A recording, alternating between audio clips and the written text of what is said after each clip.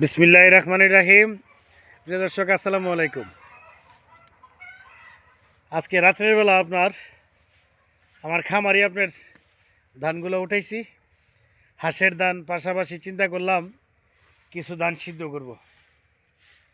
প্রায় আমার ফ্যামিলিতে এটা আন্দাজ করে যেটুক লাগে, এই যে আমার মেয়ে চুকুল দিতেছে, প্রায় 15 মণ ধান আন্দাজ কইরা সিদ্ধ করতেছি চাউলের জন্য। আমি প্রবাস থেকে 2010-এ আসছিলাম, এখন 25 শেষ, প্রায় 15 বছরের ভিতরে এই নিয়ে দুইবার আমি আমার ফ্যামিলির জন্য ধান সিদ্ধ করে চাউল করছি, একবার এর আগে আর এবার করতেছি, মনে চাইছে। তো চিন্তা করলাম দেখি চাউলটা করে একটা সাশ্রয় হবে আশা করি। আর নিজের হাতে ধানগুলা চোখে দেখে কিনলাম, ধানটা ভালো, যার কারণে সিদ্ধ করতেছি। তো যাই হোক প্রিয় দর্শক, আজকে সারাটা দিন প্রায় ধান নিয়ে বিভিন্ন কিছু নিয়ে ব্যস্ততার ভিতরে ছিলাম। তো এখন রাত্রের বেলা আমার খামারের চতুর সাইডেই তো নেট দিয়ে বেড়া। তো যাই হোক, আর যেহেতু বাড়ির পাশে আবার ফ্যামিলির নিয়ে আসেরা ধানগুলা সিদ্ধ করতেছি, একটা লোক আছে। যাই হোক, ভালো লাগতেছে, যদিও কষ্টের কাজ, কৃষকের কাজ, যারা ধান ক্ষেত খামারের কাজ, এগুলো অনেক কষ্টের, তবে কষ্টের ভিতরে একটা সুখ আছে।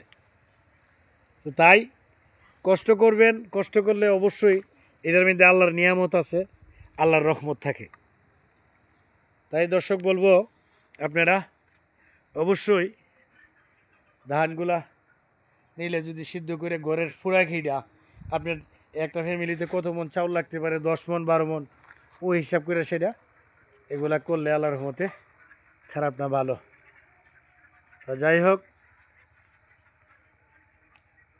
আজকে বিষয়টা ভিডিও আর লম্বা করবো না। রাত্রিবেলা সারাদিনই কষ্ট করছি, তবে যাই হোক তারপরেও ভালো লাগতেছে। ভাবলাম যে আমার এই কষ্টটা প্রিয় দর্শকদের উদ্দেশ্যে একটু তুলে ধরি। তো কষ্টের মধ্যে একটা সুখ যে আছে, আমি অনেক কষ্ট করতেছি যে তারপরে আমার কাছে একটা তৃপ্তি আছে, আমার কাছে ভালো লাগে। আগে যদি ভালোটা লাগতো তাহলে আরও কিছু হয়ে যেত, এতদিনে আমার খামার অনেক কিছু হয়ে যেত। যাই হোক, সব মিলে আলহামদুলিল্লাহ। আপনারা সকলেই দোয়া করবেন শারীরিকভাবে যেমন সুস্থ থাকতে পারি, আর যারা আমার ভিডিও দেখেন আপনাদের জন্য দোয়া করি, অবশ্যই আপনারা সুস্থ থাকেন।